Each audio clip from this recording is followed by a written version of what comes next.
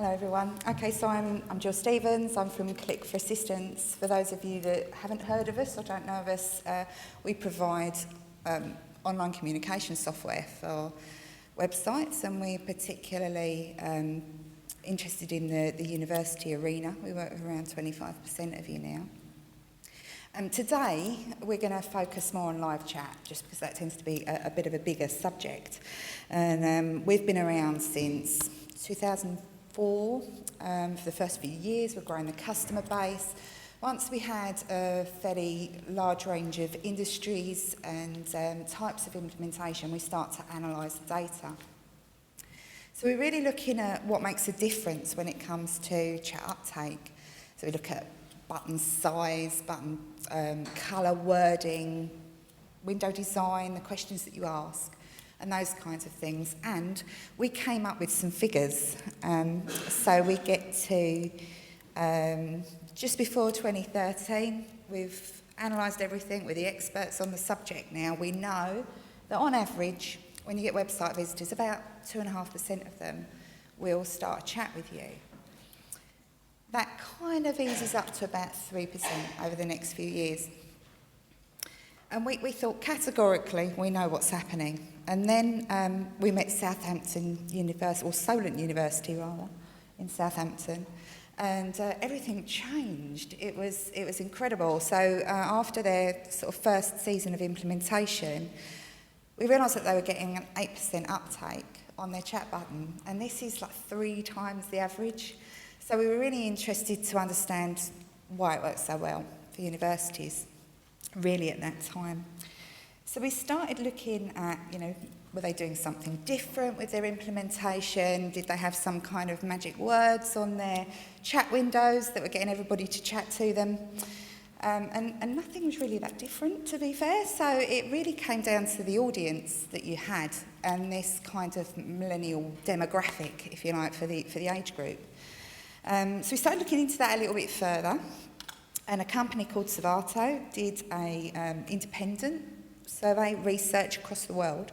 They particularly focused on Australia, France, Germany, Japan, the UK and the US.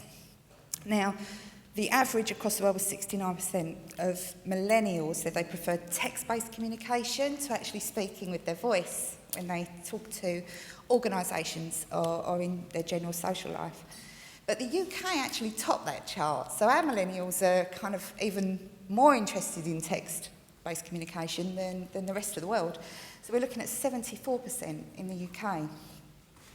In fact, this is so prevalent now in the UK that some of the media outlets start calling this generation mute, because they just don't use their voices at all. The thing is, I think that technology and development tend to set the scene for what's happening. They set trends, in the 80s. I remember the 80s, and some of you probably don't, but we perhaps have, when synthesizers came out, we had tech pop, and hair mousse, I've got something there. Look, hair mousse, this is what we did with hair mousse. We got hold of it and we went massive. Yeah, absolutely. So I think technology gets introduced and then we go mad with it for a while and then we settle down and we don't have hair like that anymore, some of us.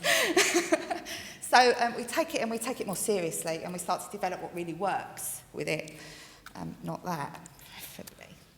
So technology gets introduced. 92, we get the first text message. It goes from a desktop to a mobile phone. It was actually Merry Christmas. I don't know whether it was Christmas at the time, but that's what they sent. And then in 94, we get the first phone-to-phone text. Now this is all happening before the Generation Z that we're talking about now was even born. So they've grown up with this technology at their fingertips. It's a real digital age for them. And then we go really into the true transition. So by 2010, WhatsApp's the most common messaging app.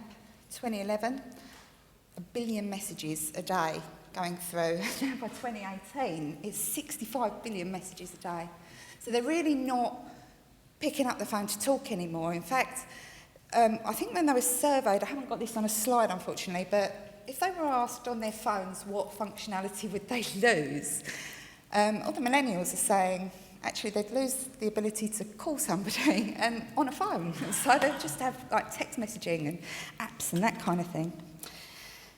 So once we can understand what their motivations are, we can start to tailor our approach and really get under the skin of why they're coming to us through these methods and make sure they work really well.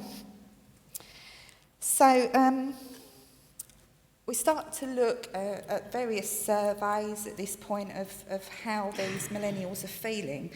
And the really interesting part of that is that actually their approach to communication is emotional rather than logical. We all logically know that it's quicker to text. You know, we know that it's more convenient. We know that it's instant. But millennials think about it as from a completely different perspective. They look at the etiquette of their communication. So they're now used to texting somebody before they call. And as a result of that, they feel that they are encroaching on you. They're kind of, how can I put this exactly? I'll just, where I am. But they're seeing themselves as being put as a priority over your time. So they feel it's almost rude to phone uninvited, which is a really interesting response. Strangely, I heard Stephen Fry once describe the telephone as the rudest invention ever, because it's the equivalent of somebody walking up to your desk and banging on your desk and demanding your attention there and then getting you to put down what you were doing. So they're really adopting this, the millennials, and they're taking that into the way that they communicate with us now on a very emotional level. There's a few other aspects of that. You know, they expend less energy, takes less messages to get the message across. It is more informal. You know, they don't have to put on all the airs and graces on the phone. But more importantly, and particularly during clearing and that kind of thing, is the avoidance of emotion. So they are not only not hearing or not transmitting the emotion in their voices, but they're also protecting themselves from rejection. You know, I can take it if I can see it, but you tell it to me and I don't really like it. So when we start looking at that, we can start to vary our approach with our audience to get the best out of them when we're talking to them. And I'm not trying to pigeonhole anyone. Obviously, these are averages, absolutely. But if we want to... yeah, absolutely. It sounded like one coming through, actually. But yeah, so if we want to communicate with our audience of millennials, we need to offer them the path of least resistance. So it's not only text, it might be phone, but it's definitely an omni-channel approach so that they can choose the channel that they're most comfortable with. Thank you.